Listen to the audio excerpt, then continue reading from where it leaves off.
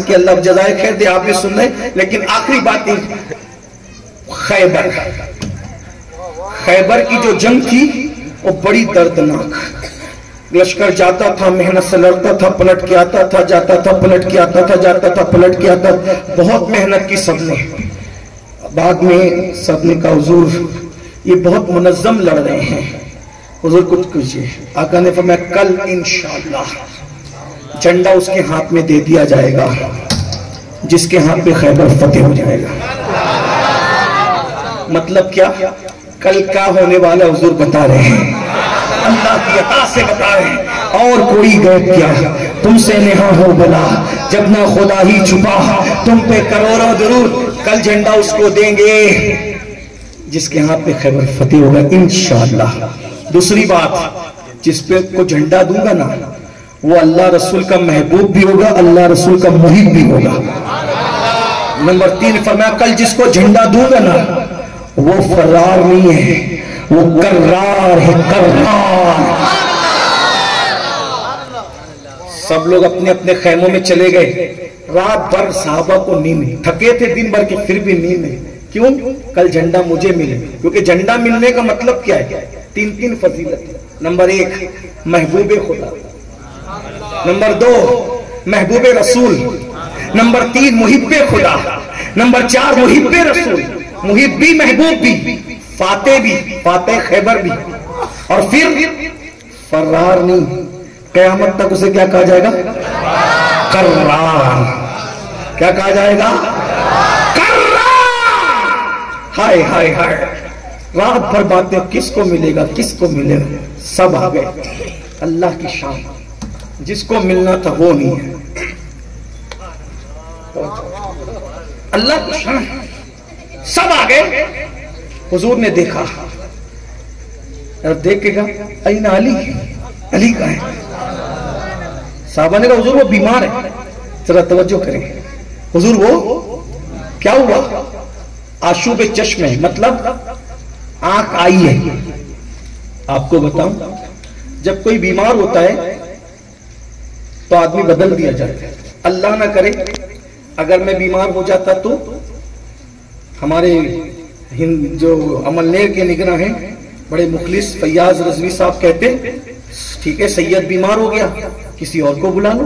وہ بیمار آدمی کیا تقریر کرے گا؟ ایسا ہی تو ہے نا، ایسا ہے کہ نہیں ہے؟ بیمار آدمی سے تھوڑی تقریر کرواتے، آپ مقرر بدل دیتے. نعت کا بیمار ہے بدل دیا. ارے امام صاحب بیمار ہے تو کہتے ٹھیک ہے آپ نے پڑھا ہے نماز کوئی اور پڑھا. ایسا ہی ہے. بیمار آدمی سے کوئی کچھ کراتا نہیں. میرے بھائی بیمار آدمی سے لوگ تقریر نہیں کراتے. بیمار سے جنگ کون کرائے گا؟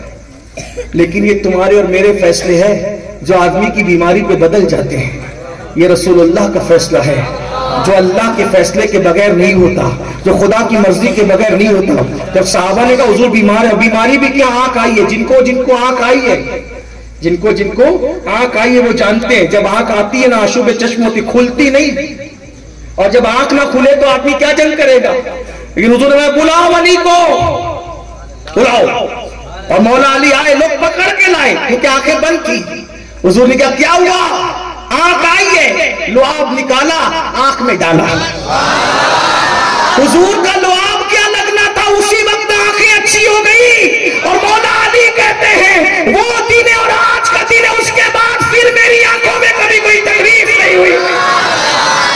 ارے یہ میرے نبی کا لعاب ہے. علی کی آنکھ میں لگے تو آنکھ اچھی ہو جائے، جعفر کے گھر کے آٹے میں چلا جائے تو آدھا سیر جو پر پورا لشکر کھانا کھاتا نظر آئے. سوکھے کنویں میں جائے تو کنواں پانی سے لبالب بھر جائے، کھاری کنویں میں جائے تو کھاری کنواں میٹھا ہو جائے. اور ابن خلف پر غصے میں آ کے تھوک دے تو وہ مر جائے.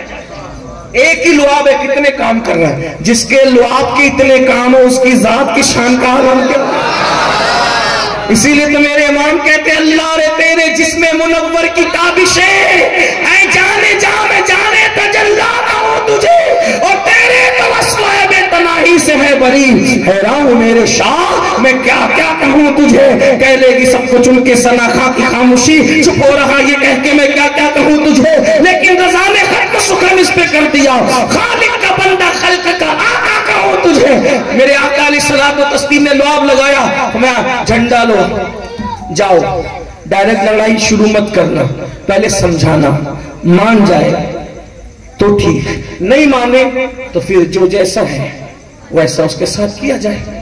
اس کا مطلب یہ ہے کہ دشمن سے بھی لڑنے کی شروعات تم مت کرو, پہلے بھی دشمن کو سمجھایا کرو, جب مان جائے تو جھگڑا ہی نہیں ہوگا. میرے بھائی, جب دشمن کو پہلے سمجھانے کا حکم دیا, وہ بھی دشمن کون تھا؟ یہودی تھا. یہودی سے بھی لڑائی سے پہلے اس کو سمجھاؤ. میرے بھائی, وہاں یہودی کی لڑائی سے پہلے سمجھانے کا حکم دیا, یہاں تو بیوی کو سمجھائے بغیر مارتے ہو, بچوں کو سمجھائے بغیر مارتے ہو, گھر والوں کو سمجھائے بغیر مارتے ہو. یہ کون سی درندگی آ گئی؟ وہاں یہودی سے بھی لڑنے سے پہلے سمجھانے کا حکم دیا. بہرحال مولا علی گئے. مرحب ایک ان کا بہت بڑا پہلوان تھا, اور پہلوانوں کے لوگوں کو بڑا گھمنڈ تھا. اس دور میں پہلوانوں کی بڑی عزت تھی. ابھی بلکہ ابھی کچھ دنوں پہلے تک بھی بہت عزت تھی پہلوان لوگوں کی. ہمارے یہاں کھڑے ہوتے تھے تو پہلوان لوگ ایسے جو ہے وہ گھمنڈ, غرور, تکبر اور آن بان شان کے ساتھ رہتے تھے. یہ فلاں کھاڑے کا پہلوان, وہ فلاں کھاڑے کا, وہ اس خاندان کا, اس خاندان کا. پھر اس کے بعد اب یہ سب کشتیاں ختم ہو گئی, پھر اس کی جگہ جم نے لے لی. اور جم کے جو لڑکے آپ دیکھتے ہیں ان کا حال کیا ہے؟ میں تو کہتا ہوں سب لڑکے جم کیا کریں, کیونکہ بازوؤں کا مضبوط ہونا یہ بھی سنت صحابہ ہے. ہاں, کمزور ڈنڈے لے کر چلنے والی ہماری قوم نہیں ہے. اتنے مضبوط ہو کر کے چلو کہ تمہاری آنکھیں, تمہاری آنکھوں میں بھی کوئی آنکھ نہ ڈال سکے. ہم دہشت گرد لوگ نہیں, لڑائی جھگڑے والے لوگ نہیں, صوفیہ کے ماننے, لیکن اتنی طاقت تو آپ میں ہونی چاہیے کہ جب آپ چلیں تو لوگ آپ کو دیکھیں. ہندوستان کو مضبوط کرنا ہے تو جوانوں کو مضبوط ہونا پڑے گا نا. ہمارے ملک کی مضبوطی یہاں کے جوانوں میں, یہاں کے جوانوں کو جم کرنا چاہیے, جسم کو مضبوط کرنا چاہیے. گٹکا کھا کر اور شراب پی کر, نشہ کر کے اپنے آپ کو کمزور کیوں کرتے؟ طاقتور بنے, قوت والے بنے. تو بہرحال ایک مرحب نام کا پہلوان تھا ان کا. اس پہلوان کے بارے میں لکھنے والوں نے لکھا ہے کہ وہ جب اونٹ کے چمڑے پہ کھڑا ہوتا تھا, ہاتھی کے چمڑے پہ کھڑا ہوتا تھا, جانور کے چمڑے پہ کھڑا ہوتا تھا, تو کئی لوگ مل کر اس کو کھینچتے تھے تو چمڑا پھٹ جاتا تھا. مرحب اپنی جگہ سے کس سے مس نہیں ہوتا. تو خیبر والوں کو گھمنڈ تھا, جب تک مرحب ہے ہمارا روب ہے, اور مرحب سے آج تک کسی نے مقابلہ نہیں کیا تھا, اور مرحب سے مقابلے کا کسی نے سوچا بھی نہیں تھا. مولا علی گئے, ذوالفقار لہرائی اور فرمایا نیچے آ. اس نے جھانکا, جھانکے گا مجھے نیچے بلاتا ہے, نیچے آ. کون ہے تو؟ اس نے کہا کون ہے تو؟ آپ نے فرمایا تو کون ہے؟ اس نے کہا میں مرحب ہوں.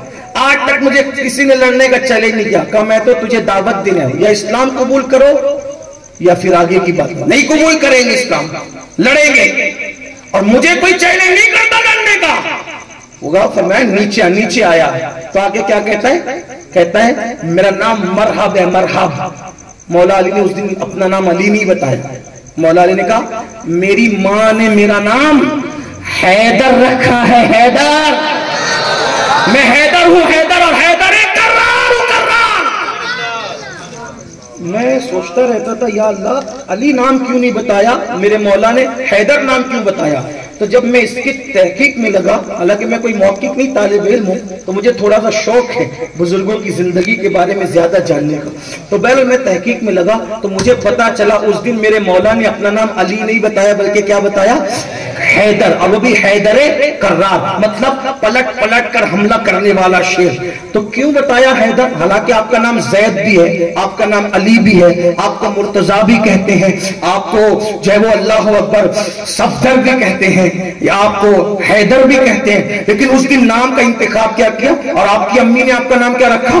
حیدر. تو کہا میرا نام حیدر حیدر ہے. تو کیوں کہا؟ تو مجھے پتا چلا کہ مولا علی نے اپنے کشف و کرامت سے جان لیا تھا کہ رات میں اس نے خواب دیکھا اور وہ خواب دے کر کے بستر پہ کروٹ بدل رہا تھا. اس خواب نے اس کو سونے نہیں دیا. تو مولا علی نے اس خواب کو کشف کے ذریعے سے معلوم کیا. کیا معلوم کیا؟ کہ مرحب جب سویا تو اس نے خواب میں دیکھا کہ شیر آیا اور آ کر اس کو پھاڑ گیا.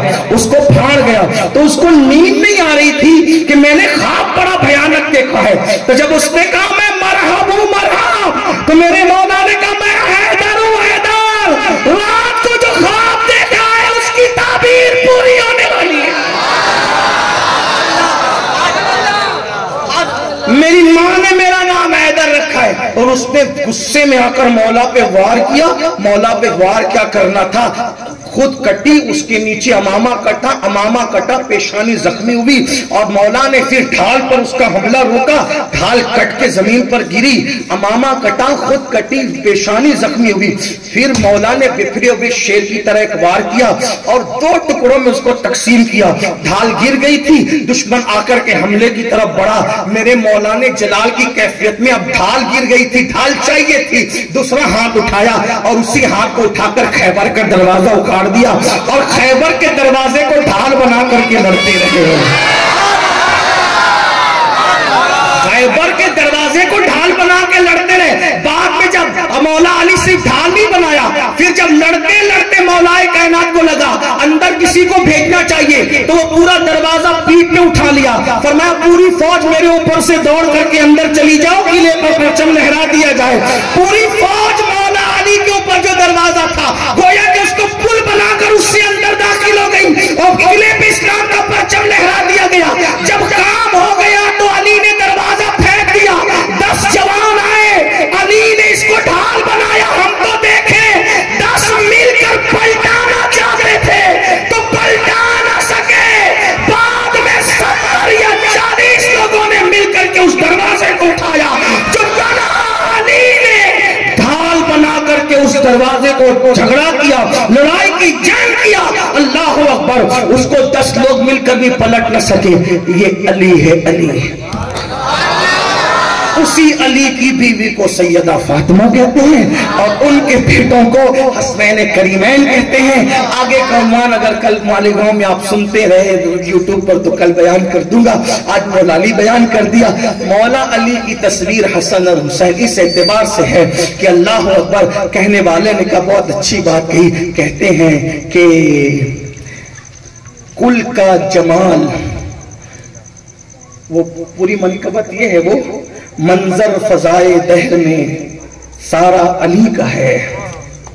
یہ پیر نصیر الدین نصیر کی لکھی منقبت ہے. منظر فضائے دہر میں سارا علی کا ہے. جس سمت دیکھتے ہیں نظارہ علی کا ہے. اور کل کا جمال جزو کے چہرے سے ہے عیاں. کل کا جمال جزو کے چہرے سے ہے عیاں. گھوڑے پہ ہے حسین، نظارہ علی کا ہے. گھوڑے پہ ہے حسین، نظارہ علی کا ہے. او کیوں دخل دے رہے ہو عقیدت کے باب میں؟ جاؤ تمہارا دل جہاں لگ گیا. ہمیں کیوں پریشان کرتے ہو؟ ہم سنیوں کے پیچھے کیوں پڑے ہو؟ کیوں دخل دے رہے ہو عقیدت کے باب میں؟ اور کیوں دخل دے رہے ہو عقیدت کے باب میں؟ لوگوں یہ دیکھو معاملہ ہمارا علی کا ہے. لوگوں یہ معاملہ ہمارا علی کا ہے. منظر فضائے دہر میں سارا علی کا ہے. بچپن سے محبت کرو، اہل بیت سے محبت کرو، صحابہ کی عظمت کے ساتھ، صحابہ کی تعظیم کے ساتھ، اہل سنت کے سچے عقیدے پہ قائم رہو. اللہ تعالیٰ ہم سب کو توفیق دے. گفتگو کے درمیان کوئی غلطی اللہ معاف کرے. استغفر اللہ ربی من کل ذنب واتوب الیہ وما علینا الا البلاغ. السلام.